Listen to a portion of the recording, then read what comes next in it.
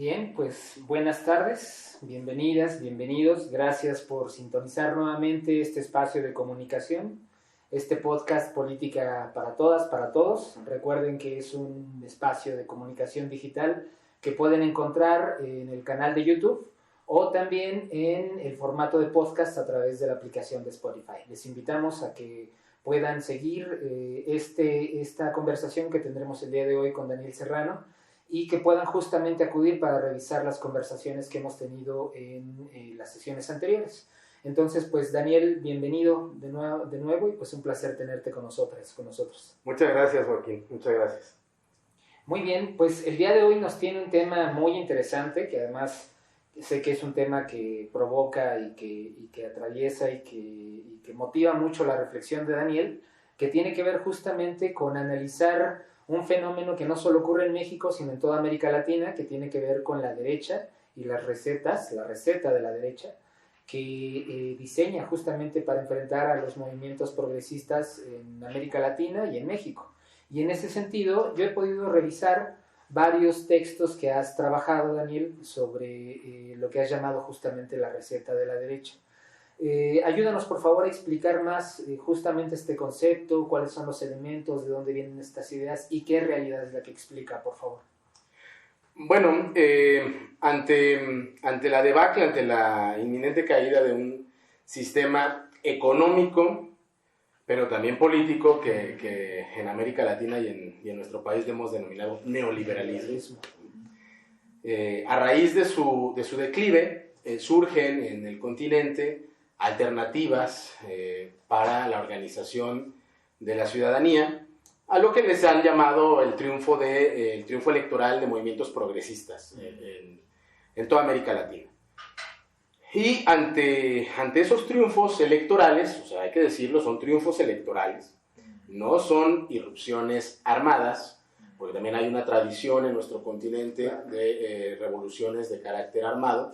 Estos han sido movimientos sociales que desembocan en un momento electoral y que triunfan de manera pacífica en sus países. También este es el caso mexicano.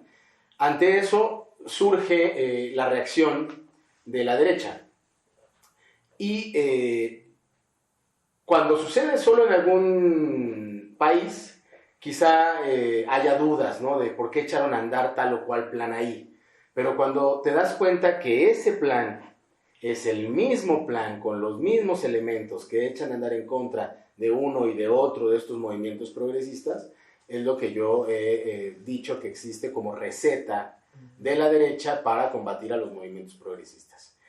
Y esta receta, pues como toda receta de cocina, tiene sus ingredientes, ¿no? Sus pasos, ¿no? Entonces, tiene que ver con una reacción. La receta de la derecha es una reacción de los sectores más conservadores, de la ultraderecha incluso, en algunos casos, que reaccionan extrañamente, de forma golpista incluso, ante movimientos que le ganaron por la vía electoral y que se sustraen después de que ellos pusieron la arena electoral, casi pusieron las reglas, dominaban incluso las instancias electorales con diversos nombres en el continente. Les gana la izquierda en su cancha, con su árbitro, con sus porras, y aún así reaccionan de manera violenta, descarrilan los procesos institucionales y tratan de regresar al poder, a veces de forma violenta. Eso es lo que hemos denominado la receta de la derecha. Me parece muy interesante justo que primero identifiques que el ascenso de los movimientos o de los gobiernos progresistas se ha dado de la mano de movimientos sociales y que además también ese ascenso ocurrió bajo las reglas y en la cancha que el propio sistema neoliberal que representa estas clases de la derecha justamente dispuso y colocó como reglas. Creo que estos dos elementos son muy pertinentes para intentar también trasladarlos a una interpretación de la realidad en México. Sí, incluso en la realidad mexicana, un sector muy crítico de la izquierda nos tachaba de ilusos, de ingenuos. Decían que nunca íbamos a poder ganarle a la derecha en el marco institucional. No recuerdo bien. En el 2006 competimos con el licenciado Andrés Manuel López Obrador y se robaron la elección. Hubo un fraude, incluso la instancia electoral no declaraba ganador cuando tenía que hacerlo en la jornada electoral. En el 2012 volvemos a competir con Andrés Manuel López Obrador y se roban la elección, pero ahora de otra forma. Se la roban antes de que suceda la elección. Ahora se está documentando, afortunadamente, cómo hay un desvío de recursos públicos para destinarlo a las campañas del PRI. Para destinarlo no solo a la publicidad en campaña, sino para destinarlo a la operación político-territorial de la compra del voto. Es decir, con lo que hicieron fue comprar la voluntad antes de que esta voluntad se expresara en la urna. Utilizaron algunos elementos que son vergonzosos. En algunos casos se utilizaba, por ejemplo, a niños. Niños acudían con un adulto o con una adulta a la casilla, fotografiaban que marcaba por el PRI, y regresaba, porque tenía que doblar, meter el voto, y regresaba ese niño a una bodega, a una casa donde se estaba haciendo la compra del voto, y decía, sí, efectivamente votó por el PRI, y entonces se le pagaba a la persona. Y ese es nuestro antecedente, ¿no? Y con todo y eso, nosotros decidimos seguir avanzando en el proceso de concientización. Y el proceso de concientización implica desplegarse con mucha fuerza en el territorio, y seguir insistiendo. Colocar a Andrés Manuel López Obrador es un gran comunicador político, logra sintetizar muy bien las ideas, y con eso fuimos a los territorios, con mucha voluntad, con mucha saliva, con mucha resistencia, a convencer a la gente de que no solo nos asistía la razón, sino de que era imprescindible organizarnos para ganarles con sus reglas en su cancha.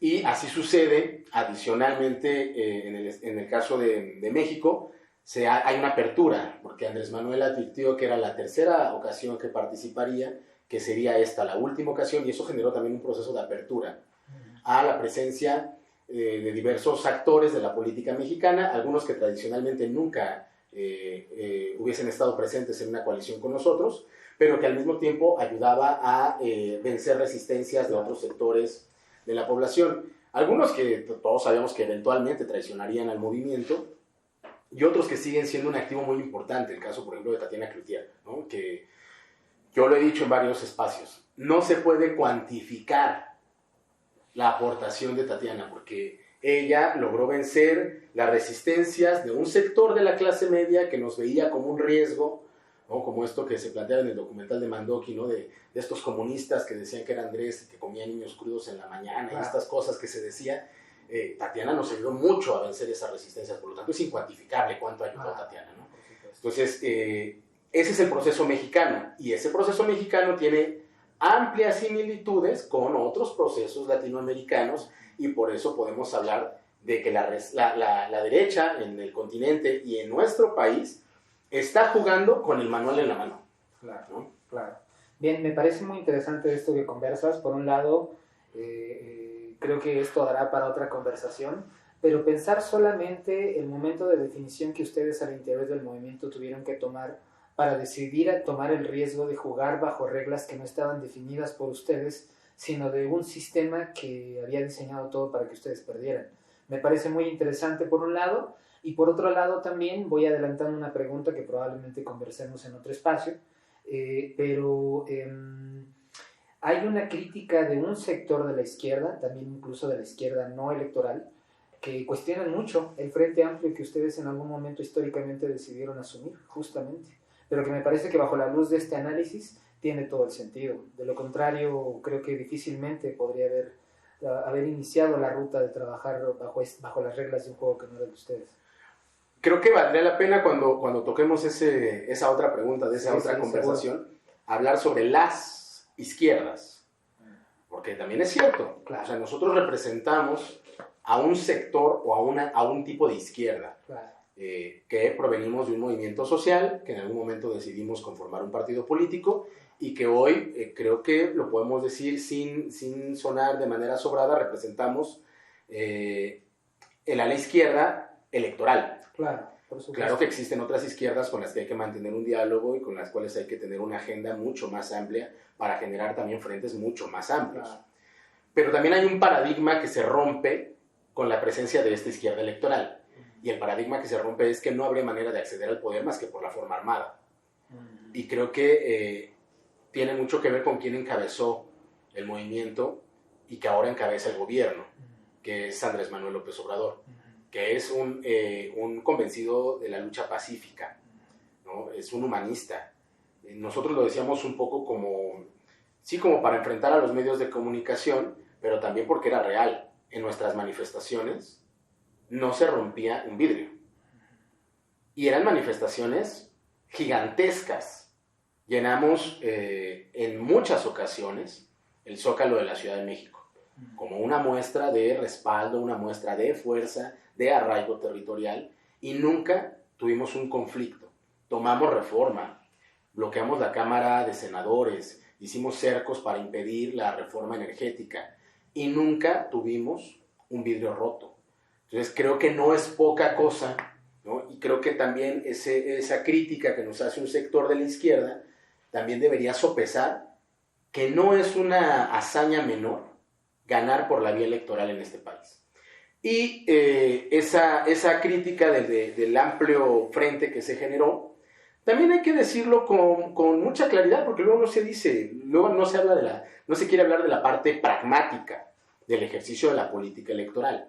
La política electoral también tiene decisiones pragmáticas, que también, por cierto, esa izquierda más, o que critica más la coalición que se generó, es una izquierda que también durante muchos años se benefició de acordar con las izquierdas electorales. O sea, era muy común que en la lista plurinominal de diputadas, de diputados, se llevara personajes representativos de esa izquierda más radical. Y cuando se les llevaba en la lista plurinominal no había problema, ¿no? O sea, no era criticable la vía electoral. Claro. Pero cuando se lleva en la lista plurinominal a gente como Germán Martínez, como Lili Telles, entonces somos unos traidores. Claro.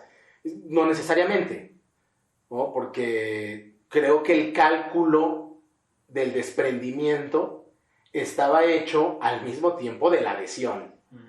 De otra manera hubiese sido una ingenuidad. Y creo que no hay un político al que se le pueda juzgar de ingenuo como el caso de Andrés Manuel López Obrador. O sea, es todo menos eso, ¿no? Claro. Entonces, creo que ahí quizá no nos creyeron que podíamos ganar en un frente amplio por la vía electoral. Y le apostaron un poco a que perdiéramos, ¿no? Esta conversación o este análisis y esta revisión de las izquierdas necesariamente pasa por un proceso profundamente crítico. Incluso también pensar en el momento que vive Morena también requiere de un análisis crítico importante para sopesarlo en su papel en la historia. Crítico, digamos que la izquierda ha estado dotada de esta característica crítica reflexiva, pero que también debe estar dotada cada vez más de características constructivas y productivas y propositivas. Claro.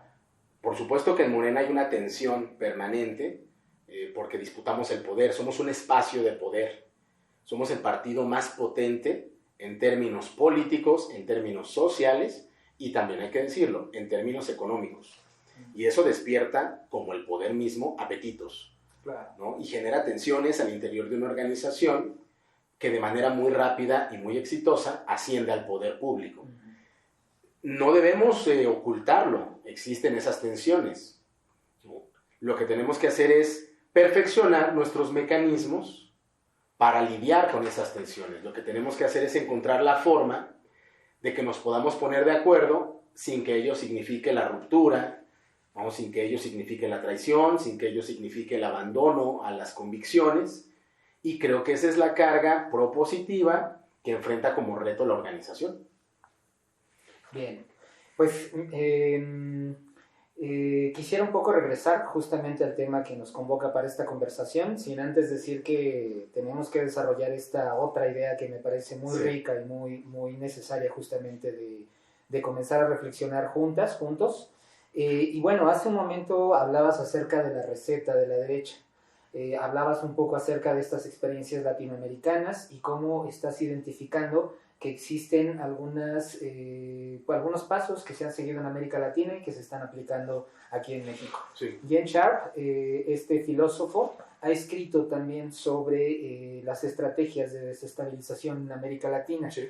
Ha mencionado el calentamiento de las calles. Sí. La derecha irrumpe a la calle y comienza justamente a tratar de calentar y movilizar a la gente en estos espacios. Habla también de la promoción permanente de un clima de ingobernabilidad. Sí. Es decir, aquí no hay gobernabilidad. Y por otro lado, promueven permanentemente la fractura institucional. Estos tres elementos de los que habla este filósofo, ¿tú los identificas en México? ¿Identificas algunos otros además? Los identifico en México y quiero insistir, es la reproducción de lo sucedido en América Latina. Primero, existe también una disputa de carácter económico. La ruptura y el cambio, si no es económico, no es cambio. Y entonces, estos procesos revolucionarios, estos procesos progresistas en Latinoamérica han tenido que ver con una redistribución de la riqueza de manera más equitativa. Y una resistencia de los sectores que concentraban la riqueza en manos de unos cuantos y que se resisten a que ésta se pueda distribuir de una mejor manera. Y empiezan a contar con aliados, ¿no? Los medios de comunicación. Los medios de comunicación en Brasil se dedicaron a decir que el PT era corrupto por algún escándalo petrolero y que entonces Lula era corrupto y que entonces Dilma era corrupta. Y lo repitieron hasta el cansancio, hasta volverlo una verdad, ¿no? En términos de comunicación. Cuando logran eso, y eso habría que identificarlo con lo que está pasando con Andrés Manuel López Obrador, es decir, el video de Pío López Obrador, los supuestos contratos o los contratos en Pemex, no quiere decir que no sea una conducta que se deba atender. Quiere decir que es un ejercicio que es sobreexplotado por los medios de comunicación para tratar de generar la percepción de que Morena, el obradorismo y Andrés Manuel son corruptos, ¿no? Y eso va generando un caldo de cultivo con otro fenómeno, ¿no? Otro elemento que también se da en América Latina y que estamos viendo una fuerte tensión en el país, que es la reforma judicial. No hay que olvidar que justamente, volvamos al caso Brasil, ¿no? Es el ministro encargado de encarcelar, ¿no?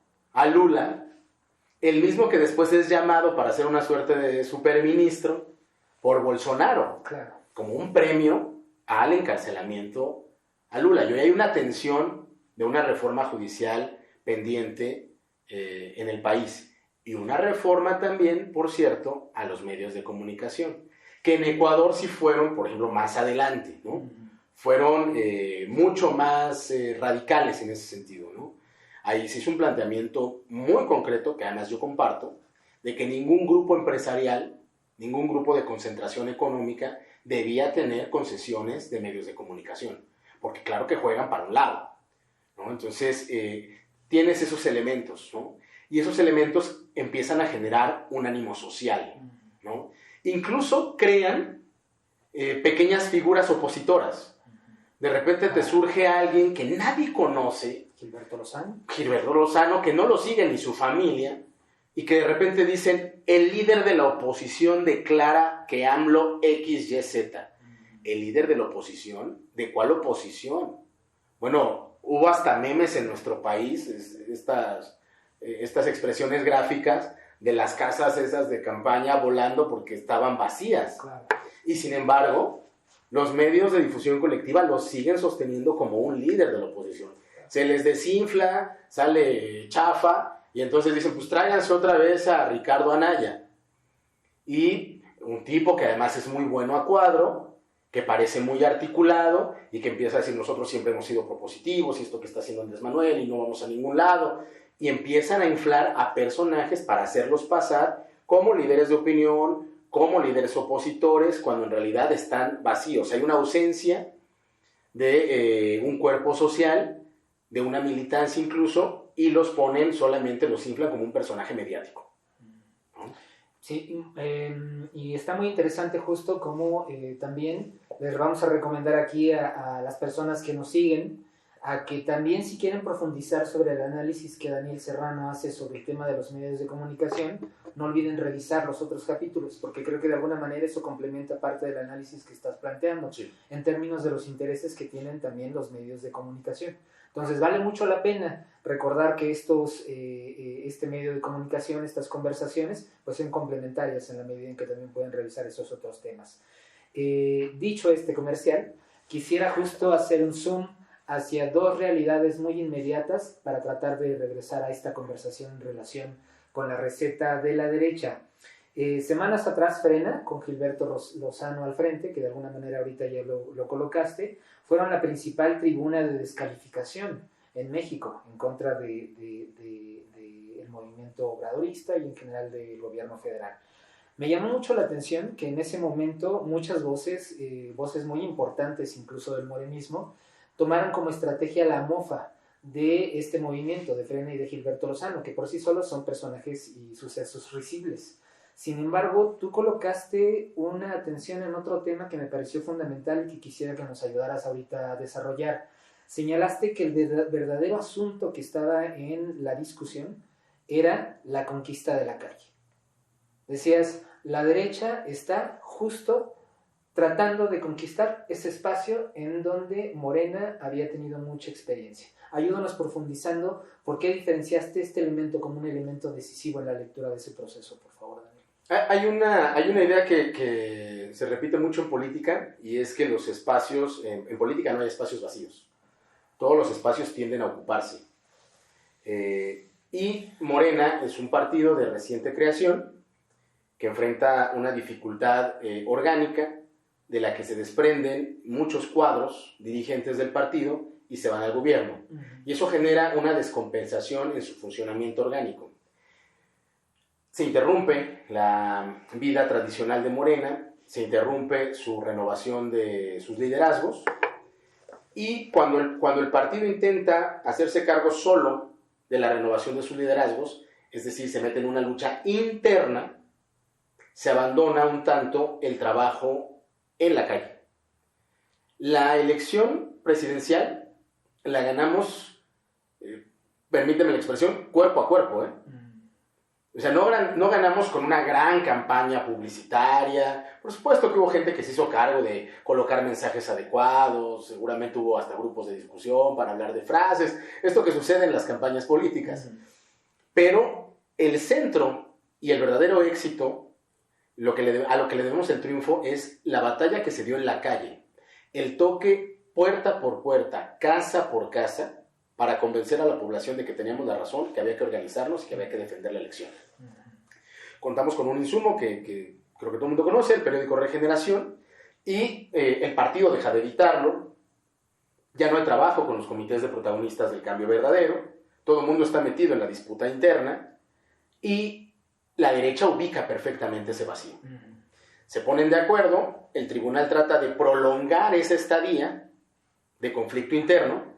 Por eso todo esto que pasa de tirar la asamblea, de luego una encuesta, de luego otra vez interviene el tribunal, fueron pateando el bote para prolongar el espacio de falta de organización del movimiento, y en esas condiciones Frena va a la calle, ¿no? Entonces se abandona un espacio que tradicionalmente es nuestro espacio. Morena tiene el gran reto como movimiento social de no abandonar la calle nunca. Claro. De recorrer de manera constante el territorio. Claro. No se trata de ganar una elección, se trata de ganar el proceso de concientización. Claro. Y el proceso de concientización trasciende elecciones. Claro. Nosotros iniciamos un profundo proceso de concientización y a partir, por ejemplo, del ascenso de Andrés Manuel López Obrador al gobierno de la ciudad. Ahí empezaron a colocarse ideas, ¿no? Él tuvo el gran atino, porque eso también se le critica mucho a la izquierda, de cómo los valores que tienes como izquierda los colocas también como políticas públicas. Claro. Porque a mí me ha pasado, incluso en entrevistas, que dicen, es que eso que dices suena muy bonito, pero la gente, no, es que eso que dices, que suena bonito, que tiene que ver con los principios, ¿no? ¿Cómo los transformas en política pública? Andrés Manuel logró eso y entonces empezaron a colocar ideas, porque hay quien dice que Andrés no es de izquierda, ideas muy de izquierda en un gobierno. Ideas como igualdad, ideas como libertad, ideas como fraternidad, ideas como solidaridad. Y si nos ponemos rigurosos, pues estamos yendo al clásico. Esos eran justo los valores de la Revolución Francesa. Digamos, del nacimiento del espectro de la izquierda tradicional. Y los logras colocar como parte de una política pública. Esto de... y ahí empiezan las diferenciaciones con la derecha. Cuando planteas un valor como la igualdad, ¿la derecha cree que todas y todos somos iguales? No. Ellos son estos, no, a ver, hay de iguales iguales. Ustedes viven allá, nosotros vivimos acá. Claro. Ustedes se mueven de esta forma, nosotros de esta forma. Ustedes estudian en estas escuelas, nosotros estudiamos en estas otras escuelas. Ustedes tienen esta cultura, nosotros tenemos otra cultura. Claro. Entonces, ahí tienes un valor. ¿La derecha lo promueve? No. La fraternidad, la libertad, no. Tú puedes elegir qué tipo de familia quieres tener. La derecha dice no. Familia es papá, mamá, hijo, hija, perro, casa, jardín. Y todo lo que se salga de ese molde no es aceptable. Claro, entonces, ¿promueven la libertad de elección de las personas? No. Entonces sí tenemos diferenciadores. Y entonces sí tienes manera también de colocar ideas, valores que rigen ideológicamente un sector y transformarlo en política pública. Creo que en eso se avanza en gran medida con Andrés Manuel. Y creo que ese es el tipo de cosas que tendríamos que volver a los domicilios, a todas las casas del país, a discutir con la gente. ¿Qué está promoviendo? No qué tan fuerte grita Lozano, o qué tan bonito habla Naya, o qué tan idiota es el tumbaburros, o como se llame el tuitero este, ¿no? ¿Qué están diciendo? ¿Qué tan defendible es? ¿Qué tanto sentido común para la sociedad que tenemos puede ser un planteamiento como el que ellos hacen? Claro. ¿A quién le hace sentido un planteamiento de derecha hoy en nuestro país? Claro. Entonces, a eso me he referido yo con que no podemos permitir que tomen el espacio tradicional de la izquierda, que tomen el espacio tradicional del Movimiento de Regeneración Nacional, hoy Morena como partido político, porque ese es nuestro espacio natural de acción, la calle, ¿no? Las bardas, los puentes peatonales, las lonas colgadas en las ventanas. Bueno, hubo un tiempo en que nosotros no teníamos ni lonas, poníamos en las ventanas cartulinas. Sería maravilloso que promoviéramos que toda la gente, porque tenemos una alta aceptación del gobierno democrático que encabeza Andrés Manuel López Obrador, y tendremos que promover una gran campaña para que toda la gente saque una cartulina, la ponga en su ventana y diga: en esta casa respaldamos el gobierno democrático de Andrés Manuel. Para que la derecha sepa que no son bienvenidos. Claro. Y que representan eso. Hoy la derecha representa casas de campaña vacías volando en el Zócalo. Claro. Qué interesante el reto de difundir estas cartulinas, sería interesantísimo. Me echaste a volar la imaginación. Regresando al tema de Frena, que me parece que has ahorita desarrollado de manera muy interesante, quisiera decirte si en este momento, quisiera preguntarte, si Frena replegaba, porque es un hecho que desde hace algún tiempo ya muchos se regresaron a sus casas y Gilberto Lozano está ahorita muy silencioso. Este repliegue de Frena, que no tenemos muy claro cuáles serán los siguientes pasos, si hay que siguientes pasos, de cualquier manera, aunque esté replegada, sigue representando un riesgo para la izquierda electoral, para Morena, justamente que haya otras fuerzas de derecha que irrumpan y que conquisten la calle. El riesgo real para el movimiento progresista, para Morena como ala electoral de ese movimiento, es la autocomplacencia y el exceso de confianza. Pensar que los otros no juegan, ¿no? La tensión por la lucha del poder es permanente, todos los días. Cuando a veces hablamos con los compañeros y las compañeras con los que hacemos trabajo político territorial, que te cansas de hacer trabajo político territorial, es muy cansado. Yo también les suelo decir, la derecha no descansa, ¿eh? Todos los días están pensando, todos los días están haciendo cosas para retomar el poder. Si ellos no descansan para tratar de seguir saqueando al país, nosotros no podemos descansar para tratar de rescatar lo que nos corresponde a todas y a todos. Entonces, el gran enemigo, el reto a vencer, es la autocomplacencia y es confiarnos. Es decir, no representa, bueno, como mensaje comunicacional está bien, pero como mensaje organizativo tienes que demostrar que no representan. Por cada persona que esté promoviendo un asunto de derecha tiene que haber 10 compañeros de Morena, compañeras, promoviendo no solo lo que proponemos para lo que sigue, sino los logros alcanzados por el gobierno actual. Hemos cambiado, ¿no?, por la vía pacífica radicalmente la forma en la que se gobierna en este país. Y irnos a la casa, empezárnoslo a tomar con calma. Si antes le parábamos a las 10 de la noche, pues ahora vamos a pararle a las 6. O sea, si empezamos con esas cosas, ellos van a incrementar. Yo te puedo asegurar que lo que sigue es la provocación. Según la receta, ¿no?, el otro elemento que sigue es la provocación.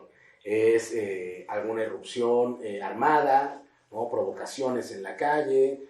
Ya lo han empezado a hacer con generar disturbios en las manifestaciones. Hay un cierto sector en la Ciudad de México que provoca la intervención de la jefa de gobierno para que ella muerda el anzuelo y los reprima. Esto va a ocurrir. Y ahora que vamos a enfrentar procesos de gobernador y de gobernadoras en todo el país, 15 vamos a enfrentar el siguiente año, vamos a ganar la mayoría de esos gobiernos y vamos a tener procesos de desestabilización también de carácter estatal, con fuerzas que juegan en los estados. Qué interesante es para la lectura de la ciudadana, del ciudadano, justo un análisis que involucre más elementos incluso de los que a veces están en la discusión pública a través de los medios de comunicación. Recientemente también, Sí por México lanzó gran bombo y platillo al aire, señalando un logro de la articulación y la integración del PAN, del PRI y del PRD, y que tienen como objetivo principal alcanzar la mayoría en la Cámara de Diputados para este siguiente periodo. Bueno, primero te quisiera preguntar qué opinas de este pacto, de este nuevo encuentro recargado de Sí por México, y te quiero preguntar también si estamos frente a dos expresiones de la misma derecha.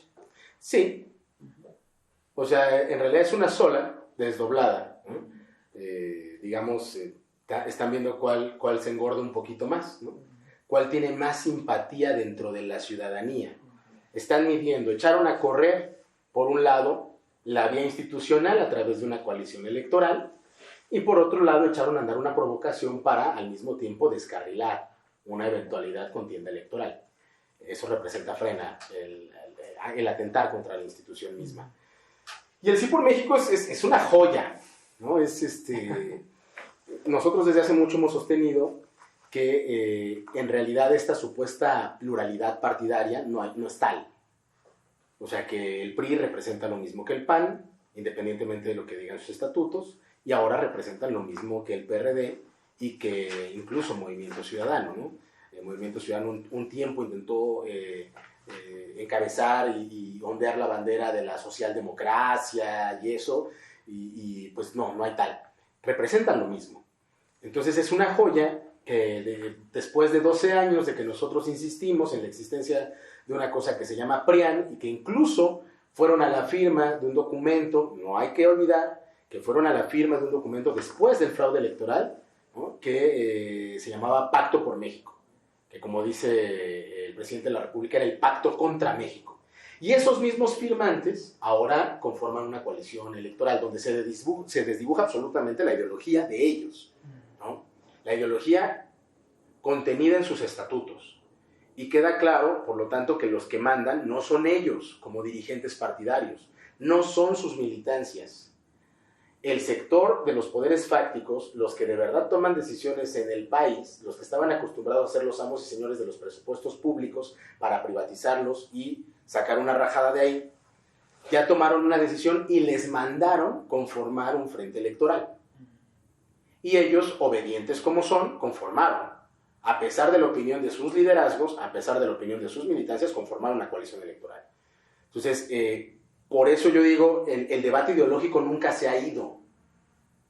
Los medios han tratado de generar la percepción de que no hay ideologías, de que hoy no hay nadie de izquierda, no hay nadie de derecha, y han intentado incluso diseminar la idea de que todos los políticos y todas las políticas son iguales. ¿En detrimento de qué? De la política misma. Cuando en realidad el único poder que tienen quienes no tienen poder es la política. Esa es la única posibilidad de que las colectividades, de que las comunidades, de que la gente acceda a la toma de decisiones, a hacer política. Y los medios de comunicación llevan una campaña de más de 30 años diciendo la política es mala. Usted no se mete en política. Eso es un asunto de los políticos.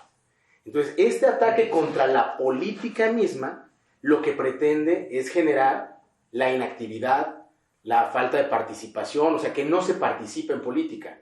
Y hoy Andrés Manuel López Obrador, por eso hay tanto encono con Andrés Manuel, porque Andrés Manuel ha dicho, todas y todos también tenemos que participar en política. Claro.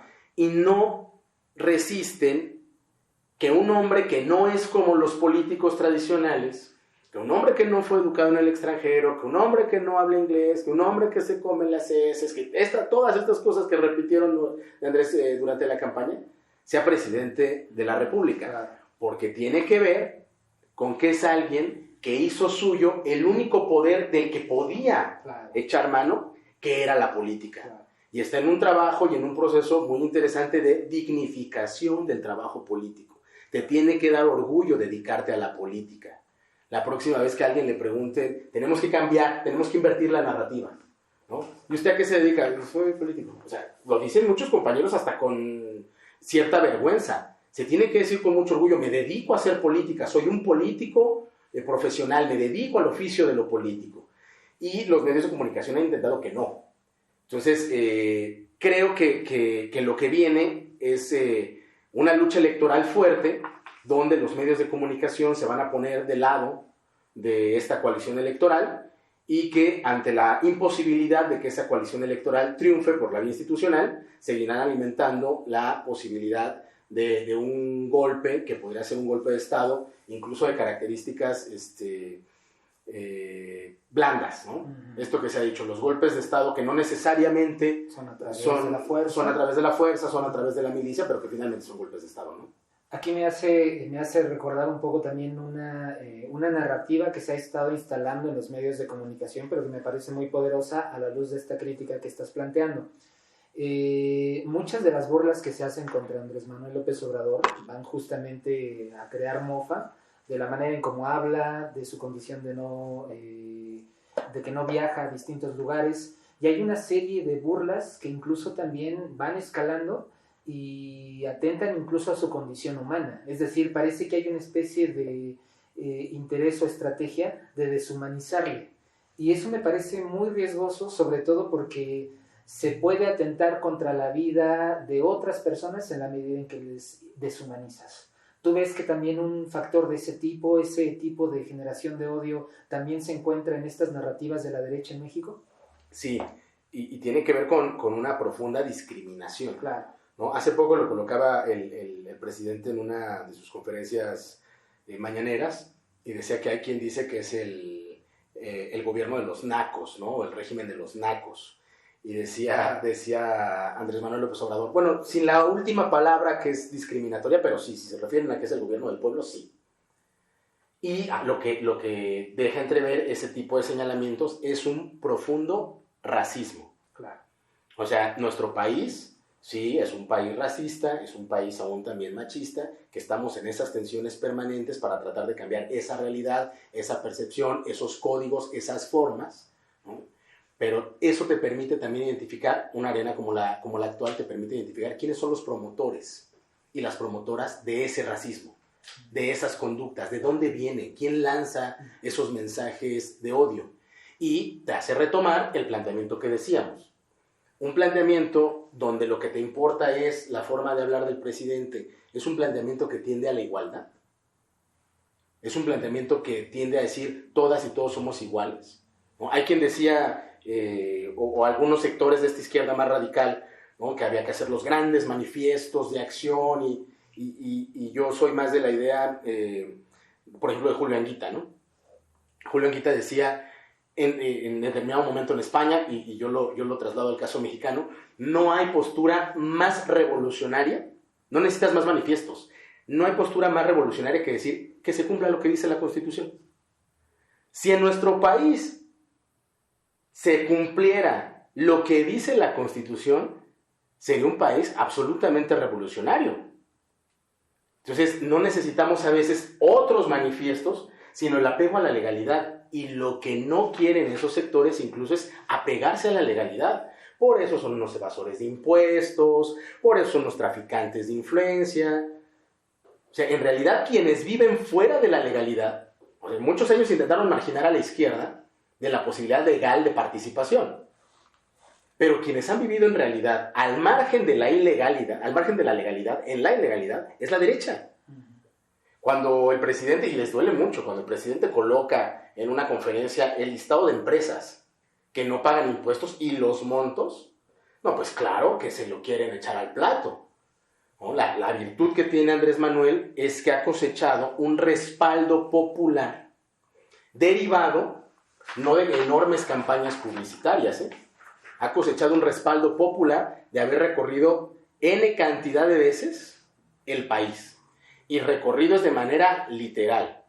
O sea, son kilómetros y kilómetros y kilómetros, ¿no? Hay hasta, se admiran algunos compañeros y compañeras de la prensa que cubren fuente de presidencia, ¿no? Que son mucho más jóvenes que el propio presidente y que dicen, es que es muy difícil aguantarle el ritmo a las giras del presidente de la República. Pues sí, porque él ha hecho de los recorridos del país un modo de vida. O sea, tú te insertas a cubrir como fuente a un presidente y te insertas. Antes no era así. Pues imagínate los que viajaban con Peña Nieto, ¿no? En el avión. La consentidera. Pero cuando te insertas una dinámica de un hombre que ha hecho eso hace 12 años, claro, es muy difícil aguantarle el ritmo. Entonces, el respaldo popular que tiene Andrés Manuel lo ha cosechado de recorrer palmo a palmo el territorio del país. Okay. Bueno, entonces un poco frena Sí por México, parece entonces ser una versión refrita, expresiones recicladas de una misma derecha. Sin embargo, también algo que comienzan a articular en la narrativa pública tiene que ver con que están acudiendo a que están defendiendo la democracia. Tiene que ver a que están diciendo que están defendiendo los derechos humanos. Estos conceptos, que son conceptos que de alguna manera han acompañado también a la agenda progresista, vemos que la derecha se está apoderando de estos conceptos. Hay una disputa por el concepto, ¿no? Pero yo ahí creo que debemos insistir en la práctica. Otra vez, ¿qué discursan y qué hacen? O sea, acaba de poner el ejemplo otra vez en una mañanera, ¿no? Cuando tuvimos el abuso sexual en contra de una mujer indígena y Calderón declara que murió de una gastritis, ¿no? ¿Esos son los defensores de los derechos humanos? El Estado mexicano hoy, lo ha dicho Alejandro Encinas, se siente avergonzado de esa versión que dio el entonces gobierno mexicano. Y hay una recuperación, y yo creo que sí se está revalorizando, ¿no? Poner la agenda de los derechos humanos como una agenda que tiene grandes pendientes en el país y que atraviesa otra vez por uno de los grandes pilares de la receta de la derecha, la reforma al sistema judicial, ¿no? O sea, el poder judicial ha sido más que independiente. No solo es independiente en términos de la correlación con los otros dos poderes, es independiente hasta del ánimo social.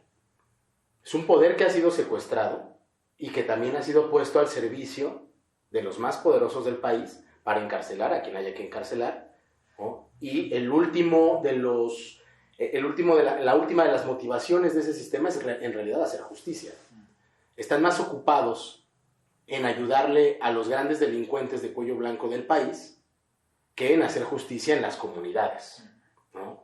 Entonces, yo creo que hoy tenemos que, junto con la ciudadanía, revalorar esa disputa.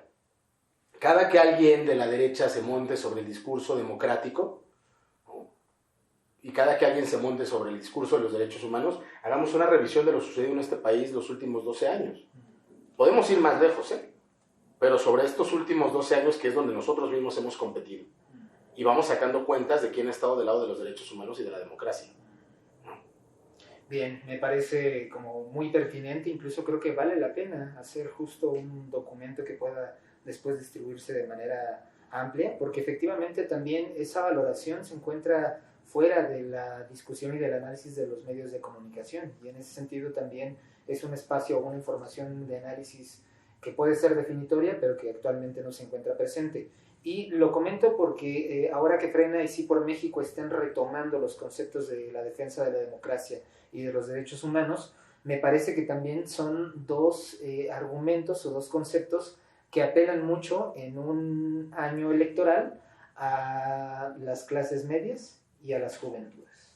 Y en ese sentido, aquí la pregunta es, ¿qué retos tiene la izquierda electoral, Morena, justamente para evitar que la derecha logre articulación de estos conceptos y que de alguna manera pueda justo retomar pues su ascensión en estos dos sectores, que es la clase media y las juventudes? Sobre todo porque las juventudes tampoco necesariamente han atestiguado todos estos procesos históricos de los que nos comentas, ¿no? Bueno, yo creo que tenemos que hablar más con el sector de la clase media y el sector joven, porque ellos, hablemos de lo que significa, digamos, ser joven en el marco constitucional, ¿no? Claro. No partamos de esta idea de los jóvenes de espíritu y de corazón, sino de los jóvenes legalmente, ¿no? Ellos creo que han crecido asumiendo casi de manera natural que no tendrán acceso a la vivienda, por ejemplo, que no tendrán acceso a una pensión, ¿no? Y creo que parte de una discusión que no se ha tomado es que antes eso no era así, que antes existía la posibilidad de que derivado de tu trabajo pudieras construir un patrimonio y hubiera también movilidad social, que quizá tus hijas, tus hijos tuvieran mejores condiciones que tú si te esforzaste lo suficiente. Y ahí hay una gran carga de hipocresía de la derecha. La derecha también apela a esta movilidad social, pero apela a ella desde otra perspectiva. Hay una parte que es responsabilidad del Estado. O sea, parte de la movilidad social también es parte de la responsabilidad del Estado. El Estado te tiene que otorgar condiciones para tener una buena educación. También te tiene que otorgar condiciones para tener acceso a servicios de salud, a vivienda. Y la perspectiva de la derecha es un poco la instaló Salinas. Quizá los más jóvenes y las más jóvenes no se acuerden de estos comerciales publicitarios, de esta campaña muy dura que hubo de solidaridad, ¿no? Y que era nada más cuestión de ponerse las pilas. Es una patraña, eso es ridículo. No puedes decir que nuestros jóvenes no trabajan lo suficiente, no se ponen las pilas, por supuesto. Y han ido las generaciones perdiendo el poder adquisitivo. Trabajan igual o más que sus padres, Claro. y no tienen la capacidad que tuvieron sus padres de comprar un departamento, de comprar una casa, de comprar un automóvil, Claro. de estudiar un posgrado, ¿no? Y eso se debe a políticas públicas concretas. Entonces, que no nos vengan con la hipocresía, ¿no?, de que Andrés Manuel no promueve la inversión, de que Andrés Manuel los frena. O sea, justo es este régimen el que ahora ha garantizado, a través de una ley de educación superior, que tengas el derecho y que esté consagrado en la Constitución, que accedas a la educación superior en este país. Una demanda que hace poco era un movimiento social, del que algunos y algunas formamos parte del movimiento del 99 en la universidad, que lo que promovía es que no se privatizara la educación superior. Entonces, que no nos vengan con esa hipocresía, porque ellos siguen insistiendo en eso. Y todavía ves muchos comentarios de los sectores de la derecha, de no, pues es que aquí no avanzan porque son flojos. Entonces, no, es que hay un diseño institucional desde hace muchos años para impedir la movilidad social, para que los pobres sigan siendo pobres y para que los ricos sigan siendo cada vez más ricos. Está diseñado institucionalmente. Y hoy que hay una ruptura con ese régimen, ahora dicen que ellos son los promotores de esa movilidad a través de estas estupideces de es cuestión de ponerse las pilas, ¿no? Claro. regresando a esta idea general de la receta de la derecha, hemos identificado varios temas, nos has ayudado a concretar o identificar algunas de las etapas que la derecha está replicando, que replicó, que aplicó y produjo en Latinoamérica y que está replicando en México. Por otro lado, también estamos viendo que están retomando conceptos que están en permanente tensión, como derechos humanos, como la defensa de la democracia, y en ese sentido estamos entrando a un año electoral.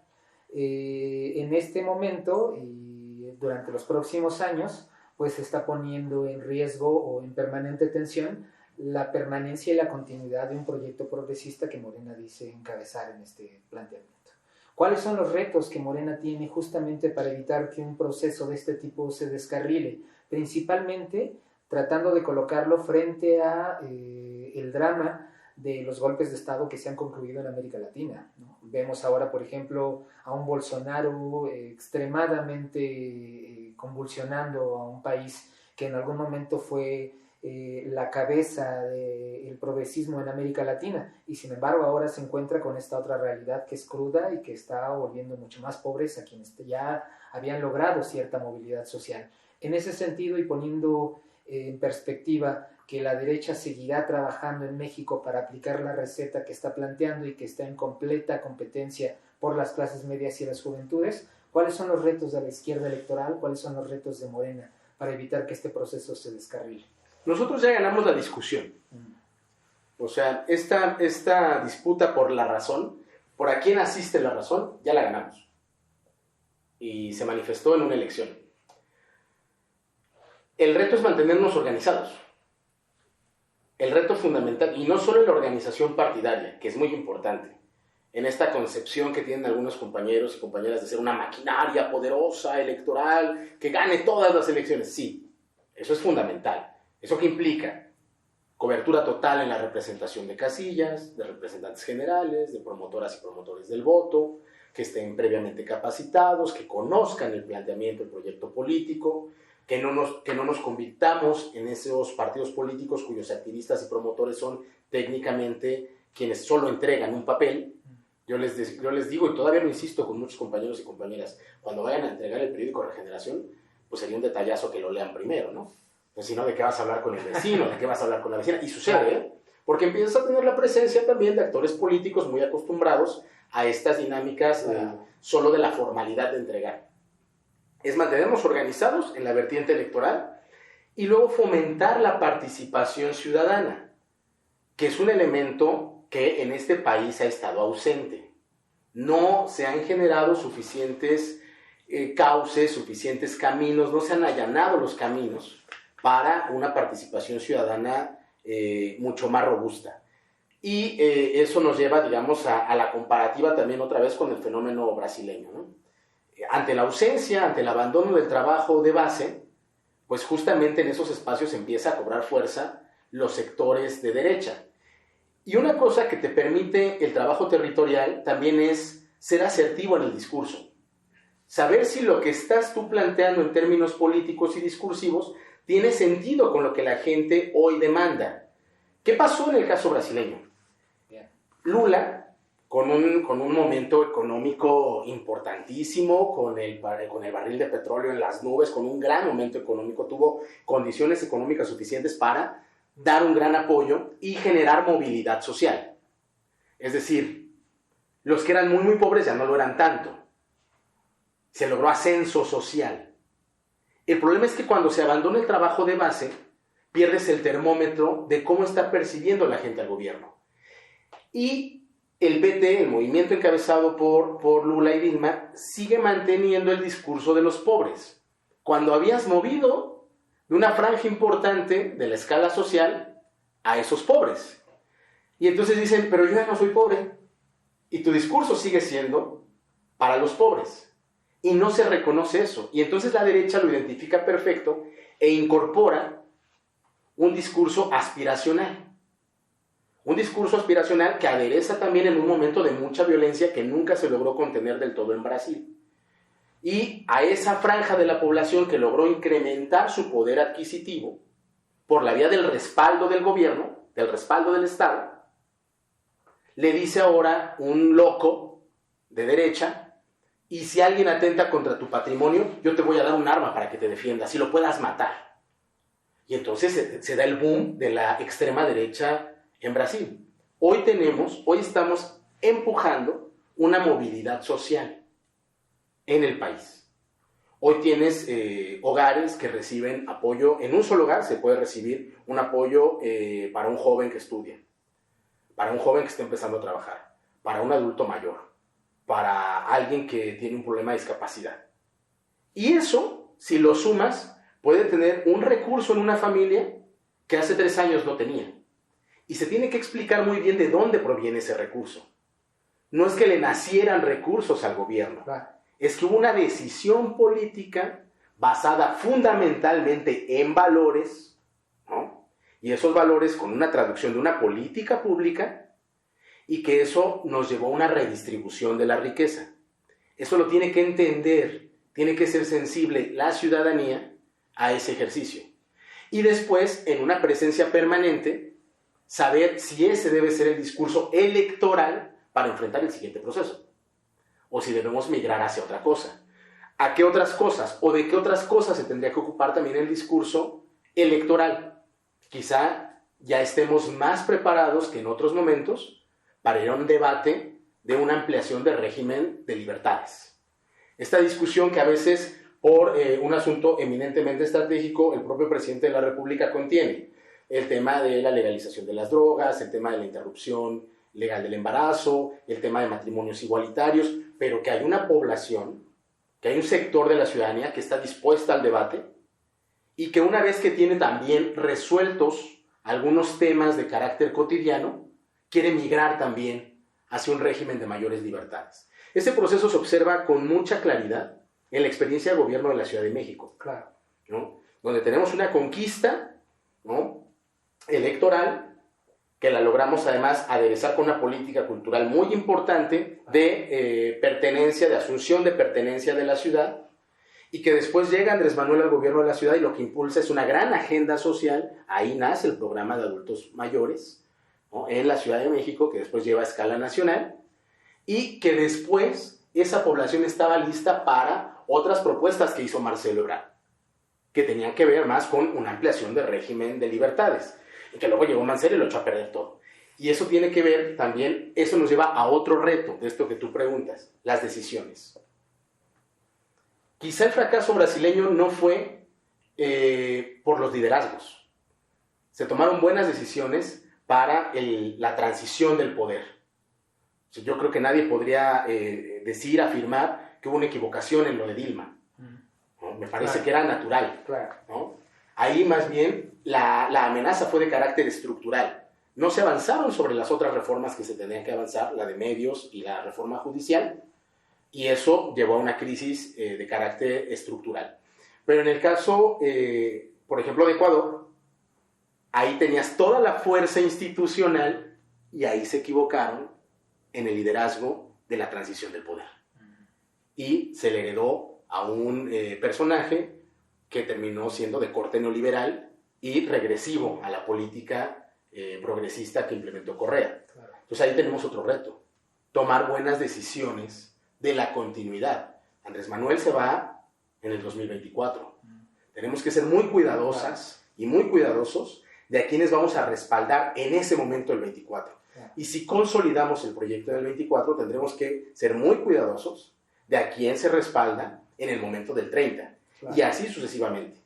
¿Es posible que la izquierda gobierne para siempre? Nada es para siempre según la propia historia. Claro. Pero sí tenemos que prolongar lo más posible al proyecto progresista en el país, claro, para lograr revertir lo que ha hecho tanto daño a nuestra nación. Las venas abiertas de América Latina, diría Eduardo Galeano. Es correcto.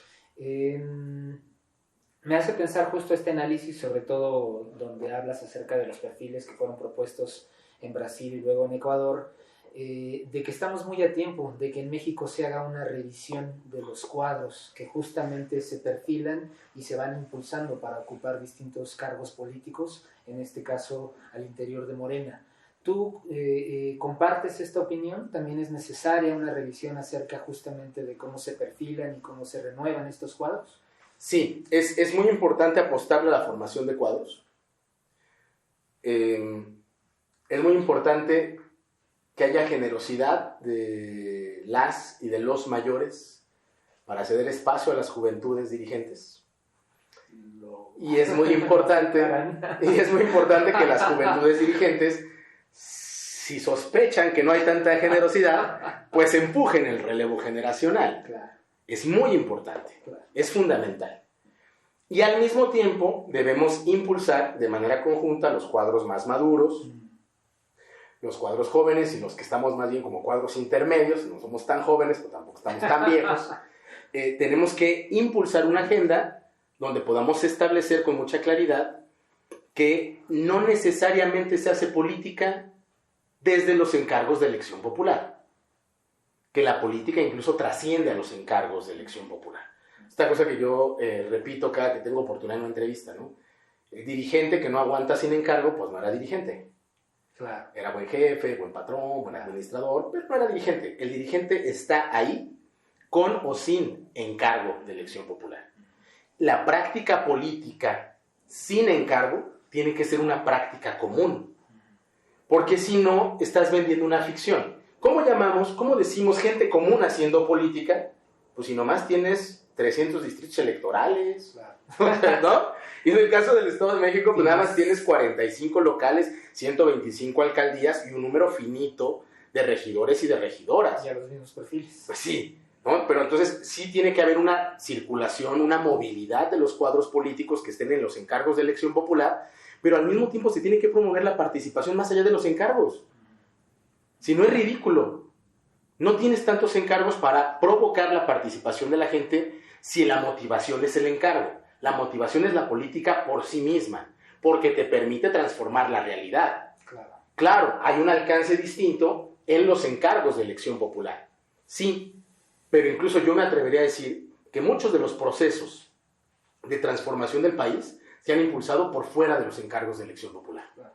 En la izquierda partidaria, ¿no? En el caso del PRD, por ejemplo, tuvimos en el Estado de México regidoras, regidores, síndicos, alcaldes, diputados locales, federales, en el país gobernadores, gobernadoras, y sustancialmente no cambió nada. El país está diseñado, y eso también le toca a esta generación, repensar el modelo institucional y político del país, está diseñado bajo la lógica presidencialista. Y entonces, digamos que la síntesis fue, necesitamos la presidencia de la República para iniciar los procesos de transformación. Ahora habría que discutir, obtuvimos la presidencia de la República, hay que consolidar, ¿no?, el proyecto de nación bajo este mismo régimen. Y después hay que preguntarnos si este mismo régimen debe prevalecer, claro, o si debemos poco a poco ir migrando a otra realidad. Incluso Lorenzo Meyer lo explicaba hace poco en un artículo interesantísimo donde él justificaba el centralismo del poder en torno al presidente para un momento donde no tienes alternativa. Claro. Pero no quiere decir que nunca tendrás alternativa. Al mismo tiempo que lo concentras, ¿cómo empiezas a imaginar lo que seguirá eso? Claro. Y eso tiene que ver también con las generaciones de cuadros. Claro. Y a veces no se tiene toda la generosidad para ceder el relevo. Claro. Y cuando no es así, pues se tiene que empujar de otras formas mucho más protagónicas y de una disputa mucho más abierta también. Lo decía Salvador Allende, no, nada detiene el avance de los pueblos para construir su propia historia, ¿no? Así es. Entonces, en ese sentido, nada detiene a los jóvenes para construir su propia Así historia. es. Bien, me parece que también de alguna manera hemos estado ya tocando algunas ideas de una necesaria autocrítica que la izquierda electoral tiene que tener, por supuesto, de cara a todo este análisis amplio de la permanente lucha que la derecha tiene por regresar a este espacio y a este juego que definió, y esta cancha que definió, y estos árbitros que también definió de alguna manera y en el que le toca jugar a la izquierda electoral. Pero quisiera un poco ahora poner el énfasis en lo que ocurre en el Estado de México y en Cuautitlán Izcalli. Hablamos acerca del contexto latinoamericano, el contexto nacional, de cómo la derecha aplica una receta para desestabilizar o contener los movimientos progresistas. ¿Ocurre lo mismo en el Estado de México? ¿Ocurre lo mismo en Izcalli? ¿Existen fuerzas alineadas con la derecha que traten de contener el avance de una agenda progresista? Sí, en el caso tanto de nuestro municipio como del Estado, es una derecha doblemente hipócrita, porque es una derecha que además no acepta que es de derecha. O sea, es una derecha de closet, ¿no? Peor, ¿no? No tiene, ¿no?, la madurez, no tiene la honestidad de salir a decir, yo defiendo un modelo único de familia, ¿no? Y mejor votan en contra, pero no salen a argumentar, ¿no? Y en el caso del priismo, también, ¿no? Gobiernan como derecha, pero se alinean al presidente de la República como si fueran de izquierda. Colaboran por conveniencia con el gobierno de la República, pero la práctica, en este caso clientelar de derecha, sigue presente. La entrega de las tarjetas rosas a través de operadores y operadoras de carácter electoral de su partido, siendo selectivos, haciéndolo mediante la coerción y solo a los del PRI, o sea, eso sigue. Entonces tienen este juego, ¿no?, muy en la élite de pasar diría el licenciado López Obrador, por bien peinados, ¿no?, porque son buenitos, pero hacia abajo jugar de lo peor, con las peores prácticas. Y el PAN es mucho más hipócrita, ¿no? No salen a decir de verdad el conjunto de valores que defienden, que es pues justamente la desigualdad. O sea, el panismo defiende la desigualdad. Parte del principio de no todos somos iguales y no tenemos por qué vivir en las mismas colonias. O sea, ustedes allá, alejados. Entonces, y en el caso del municipio, también se enfrenta y son muy parecidos a estos personajes, ¿no?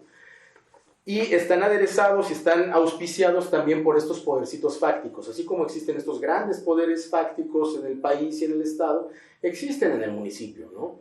Antes se decía con un poco de rubor, ¿no? Y algunos candidatos o candidatas se reunían en privado con el transportista XY porque les iba a ayudar con la campaña, les iba a dar una lana y además les iba a permitir que colocaran propaganda en sus unidades, pero en privado, ¿no? Hoy se ha hecho un poco más público, pero una cantidad importante de candidatas y de candidatos terminan apelando al poder fáctico para acceder al poder, con acuerdos que a veces resultan inconfesables, ¿no? Y que te das cuenta realmente cuál fue el acuerdo con esos poderes fácticos hasta que ves el desarrollo de la vida cotidiana. Cuando ves que un empresario o un conjunto de empresarios en particular tienen bonanza en cierto periodo de gobierno, o cuando ves que ciertas constructoras son las beneficiarias de todo lo que construye el municipio, cuando ves que cierto grupo empresarial es el que no recibe el asedio de los supervisores de la Dirección de Desarrollo Económico, ¿no? Y entonces empiezas con un problema de muchísima corrupción y de quebranto de la propia administración municipal. Yo prácticamente te podría decir que todos los organismos de agua que existen en el estado, no todos los municipios porque no todos tienen organismos de agua, pero prácticamente todos los organismos de agua desde hace tiempo están quebrados. Son rescatados por la propia administración municipal porque los han hecho sus cajas chicas, porque no hay una mejora, por ejemplo, en el cobro, pero tampoco hay una supervisión, y entonces evaden, muchos empresarios, empresarias, evaden que tienen tomas de otro carácter y las hacen pasar por domiciliarias. Y eso pues cuenta con el contubernio de supervisores y de a veces hasta de los titulares del Ejecutivo. Eso prevalece en el municipio y es un comportamiento muy de derecha, claro, ¿no? El municipio en particular ha sido saqueado, ¿no? Y no hay una corresponsabilidad de los actores que hoy están. Hoy todo el mundo sale y se desgarra las vestiduras y Morena no hace esto y Morena no hace lo otro.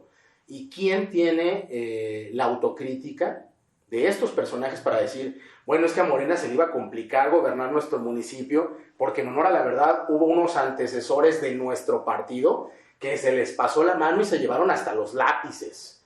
Y claro que para cualquier gobierno que viniera iba a ser complicado. Solo salen a decir, esto está mal, esto no se hace, pero no reconocen que ellos son los responsables de la desgracia de muchos municipios, de muchos organismos de agua y también del Estado. Entonces, creo que es una derecha la que tenemos en el municipio y en el Estado doblemente hipócrita. Y que el escenario de las campañas electorales, con un lenguaje muy cuidado, sin que se caiga en la descalificación, sin que se caiga en la confrontación violenta, pero sí creo que tendremos que decir las cosas con mucha claridad frente al electorado. ¿Qué representa una coalición, o si deciden ir por separados, el PRI y el PAN? ¿Qué representan en el municipio? ¿Qué representan en el Estado? Porque es lo mismo que representan en el país. Ni modo que digan, es que el PAN nacional es bien malote, ¿no? Y súper de derecha, pero nosotros somos buena onda en el municipio. O sea, nosotros en Izcalli no somos tan de la lógica de Marco Cortés. O sea, en una de esas a lo mejor hasta somos medio pro aborto. Entonces, no sean hipócritas, digan en realidad lo que sienten, cuál es el ideario y qué sería lo que estarían planteando en caso de ocupar una posición tan importante como una presidencia municipal, e incluso qué van a defender en el caso de que estén compitiendo por una candidatura a una diputación local o federal. ¿Qué es lo que piensan ir a defender? Porque es una costumbre que terminen defendiendo lo que creen ellos, claro, o ellas, y no lo que la gente decidía, no lo que cree y lo que defiende quienes los votaron y las votaron, sino lo que creen solo ellos, como iluminados. Entonces, ese tipo de cosas se tienen que salir a relucir en la campaña, ¿no? Y tiene que ser, ojalá, una campaña o campañas políticas de mucha altura, ¿no? De un debate muy rico de ideas. Claro. No somos adversarios, yo coincido con el licenciado López Obrador, no somos enemigos. Y creo que algunos hemos aprendido durante muchos años de participación a no hacer de las diferencias políticas diferencias personales. Pero sí somos adversarios. No significamos lo mismo. Y no somos el club de amigos, porque también esa es otra recurrencia, ¿no? En política lo más importante no son los colores, son los amigos. No. En política lo importante son los principios. Olvídese si quiere también de los colores, pero lo importante son los principios. Y hay cosas en las que pues, puede ser tu amigo, tu hermano, tu mamá, pero que no pueden trascender, que no pueden tener sentido si atentan contra las mayorías. Punto, seas quien seas. Claro. Entonces creo que la presencia de ese debate va a ser necesaria en el Estado y en los municipios. Y una cosa que me ha llamado la atención también de tu discurso que has desarrollado tiene que ver justo con la necesidad de la participación crítica y activa de la ciudadanía. En este caso, y un poco ya para ir cerrando la conversación del día de hoy, que ha sido muy nutrida y ha tenido una conversación de varias latitudes, ¿cuáles consideras que son los desafíos que tiene la ciudadanía de Cuautitlán Izcalli justamente para, pues de alguna manera, cuidar, acompañar y articular el avance de una agenda de defensa y de reconocimiento de sus derechos ciudadanos, lo que nosotros reconocemos como una agenda de izquierda, para que justo avancen? ¿Cuáles serían las acciones muy concretas que la gente puede seguir adelante para estar atentos y apoyar en este proceso de transformación? La participación directa. Izcalli es un municipio rico también en su participación en redes, pero creo que nos ha faltado la articulación más en lógica de movimiento. Y creo que hoy, además, tenemos una sociedad con un nivel educativo importante en nuestro municipio que puede permitir una alta exigencia en términos de participación ciudadana de los gobiernos y de los actores políticos. Que la ciudadanía tenga cero tolerancia, que no le den ningún respiro, y me incluyo, que no nos den tregua en su exigencia. Ha sido un municipio, es una de las 10 economías más importantes del Estado. Claro. Y ha sido un municipio que solo ha sido botín político, botín económico, cuando en realidad puede ser un ejemplo de administración pública, de gestión gubernamental, el municipio. Entonces, se tienen las condiciones presupuestales y tiene que haber una alta exigencia para que también estén los cuadros técnicos que sean indispensables, ¿no? Y se haga una política para todas y para todos. Es impensable también decir que desde las administraciones públicas no se hace política. Sí se hace política. Lo importante es que se gobierne para todas y para todos y que haya un balance muy importante entre los cuadros técnicos que sí se requieren en la administración y los cuadros políticos que también forman parte de las administraciones. Hay decisiones que no puedes dejar solo en los cuadros técnicos, pero también hay condiciones administrativas que no puedes dejar al uso de los políticos. Quien esté al frente de una administración de estas características tiene que tener claro la necesidad de ese balance, de no romper esa armonía, Porque cuando lo dejas solo a merced de los políticos, tiene consecuencias fatales, pero también cuando lo dejas solo a la determinación de los técnicos. Y para eso se requiere ambas cosas: perfiles que entiendan esa realidad y perfiles que estén dispuestos a mantener ese balance más allá de sus propios intereses personales o de grupo, que existen y que tampoco nos debe asustar, ¿no? Y que también se tiene que hablar cada vez con mayor claridad sobre ello. Pero la ciudadanía tiene que tener claro qué quiere, qué posibilidades, qué alcances tiene el municipio, qué posibilidad real hay de mejoría de la vida cotidiana, cómo puede incrementarse los niveles de felicidad en el municipio y no dar tregua para la exigencia para que se logren. Claro. Cómo se incrementan los niveles de felicidad. Ese es un tema importantísimo, cómo centrarlo. Daniel, pues con esto vamos a ir cerrando justamente la conversación del día de hoy. Y antes justo ya de dar el cierre definitivo, te quisiera preguntar si quisieras agregar algún tema más. ¿Hay algún tema con el que quisieras concluir esta reflexión? Que la gente participe. Yo siempre voy a insistir en eso. Muy bien. Que la gente participe, que se informe. Es a veces difícil informarse, porque también ahora en las redes sociales está este fenómeno de las noticias falsas. Yo incluso convocaría a la sociedad en general del país, del Estado de México y por supuesto del municipio, a que hagamos ejercicios. No sé si recuerdan este ejercicio, por ejemplo, del verificado, ¿no? Donde había la conjunción de varios medios que creo que se puede echar a andar en el municipio. Claro.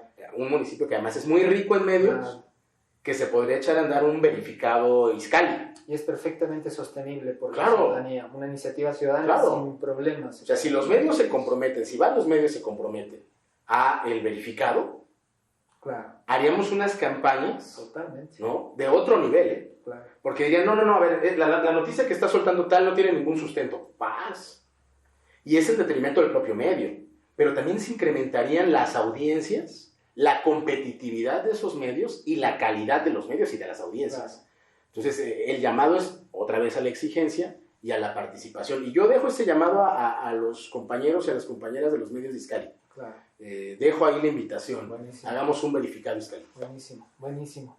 Pues entonces, después de esta conversación y de este cierre, diríamos que la receta de la derecha solo puede ser contenida, o uno de sus grandes elementos para contenerla tiene que ver con la participación activa y directa de la ciudadanía. Sí. Dejemos esa reflexión. Sí. Muy bien. Gracias a todas y a todos por habernos acompañado en una conversación más con Daniel en Política para Todas y para Todos. Les invitamos a estar atentos a las redes sociales y a continuar con nosotros en los siguientes capítulos por venir. Muchas gracias y buenas tardes.